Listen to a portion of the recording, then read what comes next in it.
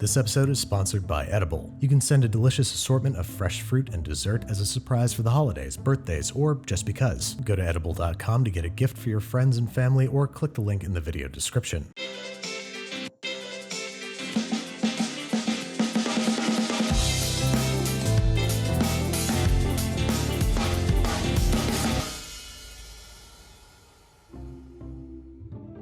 Alright, so the first and most optional part of this recipe is making toasted sugar, which is basically just the process of slowly caramelizing a whole bag of sugar in the oven. We're just going to dump a 5-pound bag of sugar into a baking dish and place in a 300-degree Fahrenheit oven for about an hour, after which time it should have picked up a little tinge of caramel color. At this point, we're going to give it a thorough tiny whisking, or just stir it with a fork, and continue baking for another 2 to 4 hours, stirring every 30 minutes. This is both going to give our sugar a nice golden color and a decadent caramelized flavor. This stuff has myriad uses in all manner of baked goods, but the idea to use it in sticky buns comes from the one and only Stella Parks. Just allow it to cool completely and store it as you would plain old sugar. The next idea we're incorporating in this recipe is that of tangzhong, or lightly cooked flour and water paste, normally used in Japanese milk bread. In a small bowl, we are combining via tiny whisk 150 grams of tap water with 37 grams of all-purpose flour, creating a sort of cloudy, gross-looking liquid. Now, you could cook this on the stovetop like a traditional tangzhong, but I'm taking a page out of America's Test Kitchen's book and microwaving on high power 3 times for 25 seconds each time. Whisk thoroughly between each application of the radioactive death box, and after anywhere from 50 to 75 seconds, you should find that it turns into a thick paste. This stuff basically just helps the dough retain water during baking so it stays softer and moister longer. Don't ask me how, that's as far as my knowledge goes. Once you got your flour paste nice and thick, we're going to place it into the bowl of a stand mixer, where we're going to combine it with 165 milliliters of room temperature whole milk, affix whisk attachments, and whisk thoroughly into an homogeneous paste. The milk should cool off the mixture from the microwave, but give it the old-fashioned fingy test if you're not sure. It should be nice and lukewarm, and to it we're going to add 1 whole egg plus 1 large egg yolk. If you drop the shell in there, just make sure you fish it out, throw the whisk back on there, and whisk until completely combined. Then we're stopping to add 430 grams of all-purpose flour, 2 1/4 teaspoons or 1 packet of instant yeast, attach dough hooks, and mix on low speed until just combined. You just want it to the point where there's no dry patches of flour remaining. At this point, we're going to shut it down and let it sit for 15 minutes, giving the flour an opportunity to hydrate, and giving us an opportunity to add 2 teaspoons of kosher salt, or 1.5 teaspoons of table salt, and 50 grams or about 3 tablespoons worth of our toasted sugar. Drop that mixer down and get to kneading on medium-low speed for about 5 minutes, after which time the dough should be nice and stretchy and tacky. But we're not done adding stuff. 85 grams or 6 tablespoons worth of unsalted room temperature butter. Add it in, drop it down, and mix for another 5 minutes on medium-low speed. This is going to emulsify the butter into the dough the same way that we would in a brioche, which is going to give it a rich flavor, a luxuriant mouthfeel, and a nice, tight, soft crumb. It is also, however, going to make our dough very, very sticky. Do not be discouraged. It's going to be easier to handle after the first bulk ferment, which we're going to get ready for right now. Lightly flour your countertop, turn out the very sticky dough, and gently knead it by hand for a minute or 2 before forming it into a ball,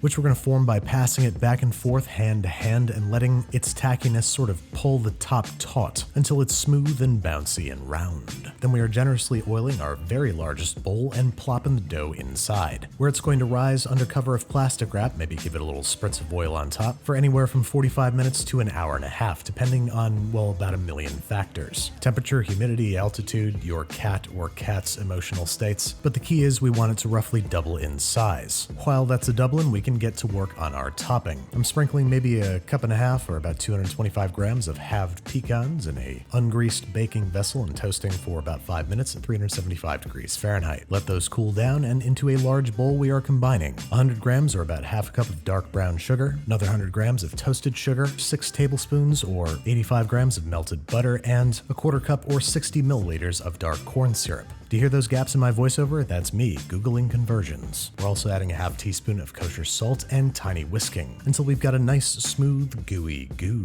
Then we're grabbing our 13x9 baking dish and generously spraying it with nonstick spray, wiping up any excess and filling it with our saccharin goo. Spreading it evenly across the bottom with our tiniest spatula and topping with our toasted pecans, making sure that they are evenly distributed throughout the bottom of the baking dish. Then go ahead and set this aside because it's time to get rolling in more ways than one. 1. First, we are retrieving our dough that has doubled in size. Then we are turning it out onto a generously floured work surface and rolling it out using a generously floured rolling pin to a rectangle roughly 15 by 18 inches, or 38 by 45 centimeters. Then we are combining 1 tablespoon of cinnamon with 3/4 of a cup, or about 150 grams of dark brown sugar, to form a sweet, fragrant mixture that will serve as our filling. So we're just going to start evenly sprinkling it out across the surface of our dough, leaving a little gap on the end furthest away from you. Then I like to hit the whole thing with a little freshly grated nutmeg and some freshly grated orange zest. These are very optional, but like the toasted sugar, very delicious. Then on the wide side of the dough, heading towards the gap,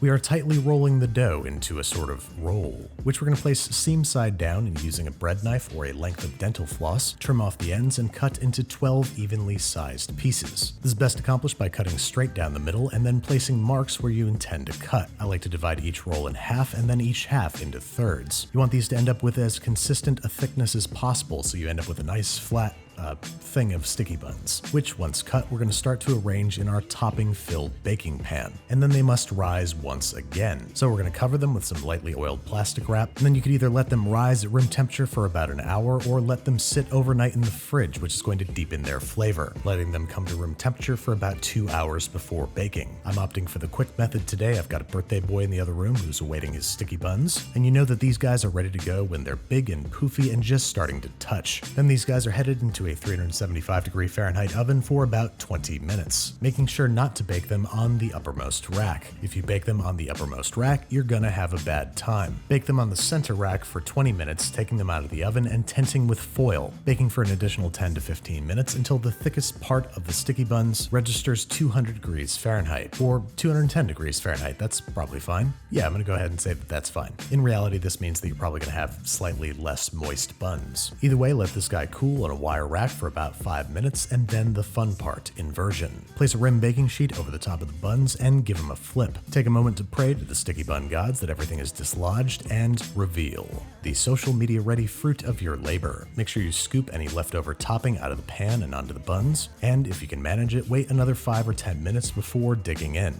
Maybe use this opportunity to snag a couple sticky pics for the gram, and then it's time at long last to tear and share. These sticky buns make for a hell of a way to start or finish your day. First off, they live up to their name. They are sticky and they are buns, but they are also so much more. Their caramelized sweetness is compounded by the toasted sugar, the crumb is super soft and squishy thanks to the cooked flour paste, and the orange zest and nutmeg bring new facets to the flavor. Now, the reason that I wanted to make this episode is because it was Sawyer's birthday and he loves cinnamon sweet things. But the disadvantage to having your birthday cake made on Basics with Babish is that I have to take a chunk out of it and eat it on camera. So he's probably going to notice that there's a whole sticky bun missing when he makes his birthday wish. What's he going to wish for? Probably that instead I got him something from today's sponsor, Edible. Edible wants to help people celebrate special moments with a special treat. There's no better way to share smiles than with Edible's experiential gifts. Choose from things like fruit flowers, holiday curated boxes, and create your own dessert boxes. They aren't just for the holidays either. They're fun to give and receive for birthdays, milestones, or for no reason at all. And it gets better. They have free next day delivery so you can surprise your loved ones and Sawyer. Go to edible.com to get a gift for your friends and family, or click the link in the video description.